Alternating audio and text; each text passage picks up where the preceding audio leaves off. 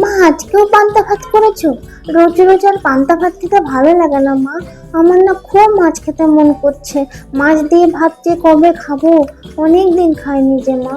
পান্তা ভাত আর আমার ভালো লাগছে না, সত্যি বলছি। কি করে আর পান্তা ভাতটা খাই বলো না রোজ রোজ? সারাদিন শুধু পান্তা আর পান্তা, রাতেও পান্তা করেছিলে, আর সকালেও পান্তা করছো। মাছ বাবা কবে আনবে? মাছ দিয়ে ভাত খেতে তুমি জানো আমি কত ভালোবাসি। মাছটা দিয়ে একটু ভাত খেতে তো খুব মন করছে। মাছ দিয়ে ভাত খাবো মা, আর পান্তা ভাত খেতে ভালো লাগছে না। এমন হতভাগী কপাল আমার।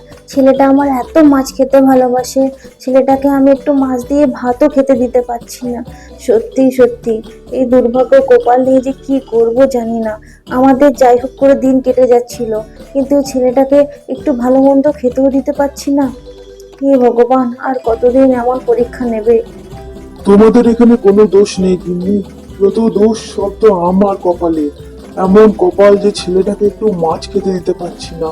জেলে হয়ে ছেলের জন্য যদি একটা মাছ না জোগাড় করতে পারি, তাহলে কিসের বলো। দেখি আজকে আমি একটু মাছ জোগাড় করি, যাই জাল নিয়ে যাই, যদি একটু মাছ পাই, ছেলেটার জন্য যদি একটু মাছ পাই, যাই দেখে আসি। বাবা মা, তোমরা দুঃখ করো না, এই তো আমি কত ভালো করে খাচ্ছি। বাহ, খুব ভালো হয়েছে মা। পান্তা ভাতটা আমার খুব ভালো লাগছে। আমি মাছ খাবো না মা, আমার মাছ খাওয়ার কোনো দরকার নেই। আমি মাছ খাবো না, পান্তা ভাতই খেতে আমি পছন্দ করছি মা। আমি পান্তা ভাত দিয়েই খেয়ে নেবো। মা তোমরা কেঁদো না মা, বাবা তুমি কষ্ট পেও না বাবা। আমি খেয়ে নিচ্ছি, দেখো আমি কত তৃপ্তি করে খাচ্ছি। খুব ভালো হয়েছে মা, আমি খাচ্ছি। আহ, খুব ভালো লাগছে মা, খুব ভালো।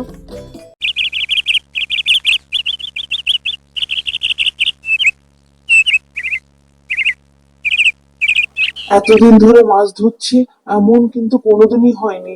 এখন একটা মাছ আমার জালে ধরা পড়ছে না। ছেলেটার জন্য যদি আজ একটা মাছ ধরা পড়ে জালে, সেই মাছটা আমি ছেলেটার মুখে তুলে দিই, মাছটা যেন পাই। হে ভগবান, আজ সহায় হও, আজ যেন একটা মাছ জালে পড়ে। হে ভগবান।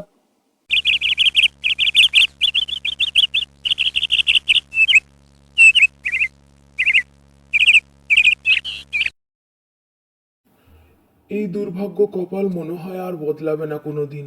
আজকেও জালে দেখছি একটাও মাছ পড়লো না। ছেলেটার মুখে মনে হয় আর কোনোদিন মাছ তুলে দিতে পারবো না। হায় রে কপাল, সত্যি সত্যি।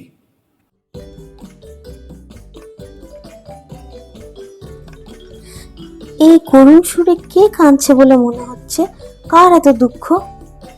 যাই তো দেখে আসি, কার এত কষ্ট যে এমন ভাবে কাঁদছে। যাই যাই দেখে আসি।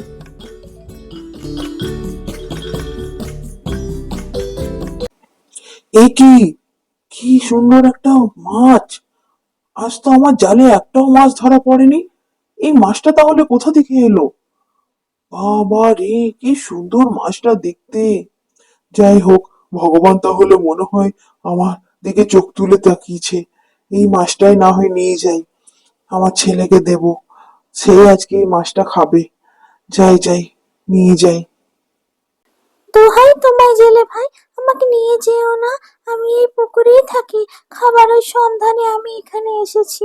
আমাকে মেরো না, আমাকে খেও না জেলে ভাই। আমাকে ক্ষমা করো, আমাকে খেও না জেলে ভাই। আমি অনেক অসহায় জেলে ভাই। এই কি করে সম্ভব? এই কি দেখছি আমি, মাছ আবার কথা বলে নাকি? তুমি কে? তোমা তুমি কোথা থেকে এসেছো? কে তুমি? আমি এই পুকুরেই থাকি জেলে ভাই, আমাকে মেরো না।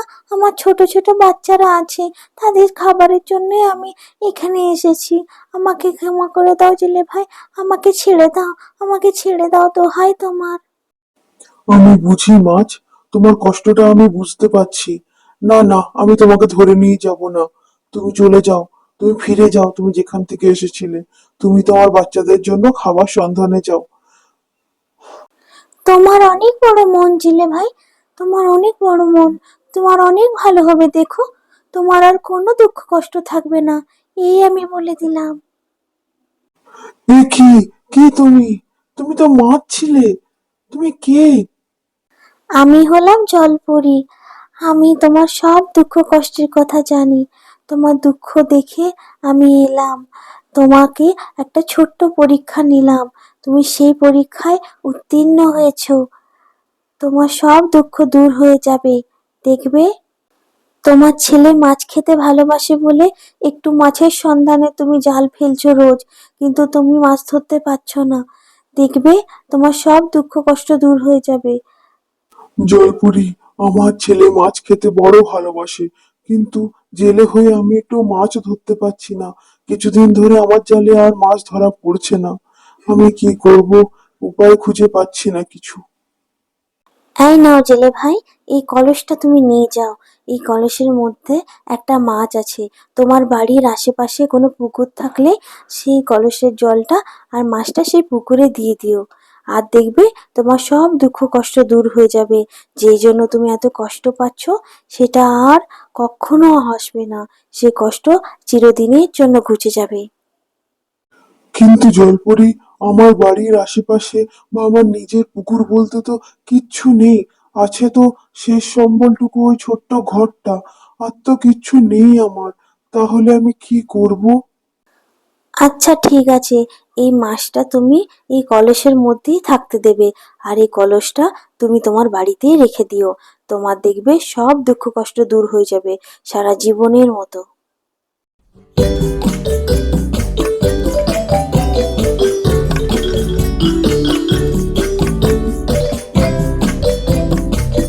গিন্নি, ও গিন্নি, দেখো কি নিয়ে এসেছি আমি।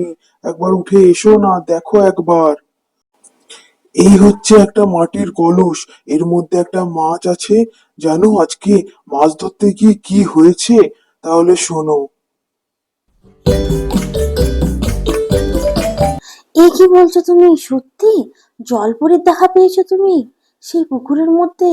সেই জলপরী তোমাকে এই কলসটা দিল, তার মধ্যে এই মাছটা? আমার তো সত্যিই বিশ্বাস হচ্ছে না গো। মনে হয় এটা কোনো আশীর্বাদ, ঠাকুরের কোনো আশীর্বাদ গো।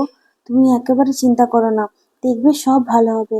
এক কাজ করো, তুমি এই কলসটাই রান্নাঘরের এখানে রেখে দাও। এ কি দেখছি আমি? এ কি করে সম্ভব? এত মাছ আর পুকুর! রান্নাঘরের মধ্যে পুকুর কি করে হলো? এখানে তো সেই কলসটা রাখা ছিল জলপরীর দেওয়া। জলপরীর দেওয়া কলসটার জায়গায় পুকুর তৈরি হয়ে গেল। এ কি করে সম্ভব? ওগো শুনছো? একবার শুনে যাও, শুনে যাও, তাড়াতাড়ি এসো। একবার তাড়াতাড়ি এসো। এসো একবার দেখে যাও কি হয়েছে। তাড়াতাড়ি এসো গো।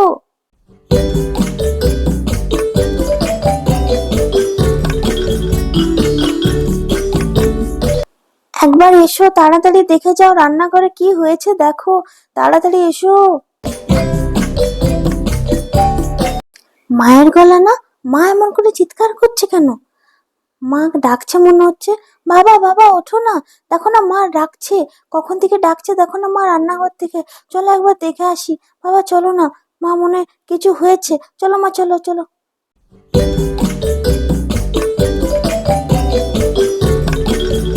দেখো গো, সকালে যখন উঠে আমি রান্নাঘরে আসি, এই অবস্থা। যেখানে তুমি ওই জলপরীর দেওয়া কলসটা রেখেছিলে সেখানে দেখো পুকুর তৈরি হয়ে গেছে। আর পুকুরে দেখো ভর্তি মাছ। এ কি করে সম্ভব? এটা সেই জলপরীর আশীর্বাদ মনে হয়। জলপরী বলেছিল যার জন্য আজ আমরা এত কষ্ট করছি, সেই কষ্ট চিরদিনের জন্য দূর হবে। জলপরীরই আশীর্বাদ এটা। কি মজা, কি মজা, কত মাছ! আজ আমি মাছ দিয়ে ভাত খাবো। কি মজা, কি মজা! মা আমাকে মাছ ভেজে দাও না মা, মা ভাত দিয়ে মাছ খাবো মা। কি মজা, কি মজা! এইভাবে জলপরীর আশীর্বাদে জেলের ছেলের আশা পূর্ণ হয়। সে অনেক মাছ খেতে পায় এবং সেই জেলে রান্নাঘরের মধ্যে তৈরি হওয়া সেই পুকুরটির মধ্যে অনেক পরিশ্রম করে মাছ চাষ করতে থাকে। এইভাবে দিনরাত পরিশ্রম করতে করতে সে তার নিজের ভাগ্য পরিবর্তন করে। সেই জাদুই পুকুরটায় মাছ চাষ করে জেলে অনেক টাকা আয় করতে থাকে। বাজারের মধ্যে সেই মাছের চাহিদা দিন দিন বাড়তেই থাকে। এইভাবে জলপরীর আশীর্বাদে সেই পুকুরে চাষ করে জেলে নিজের বাড়ি বানায় এবং তারা তিনজনে সুখে শান্তিতে থাকতে শুরু করে। তাদের সমস্ত কষ্ট একেবারে ঘুচে যায়।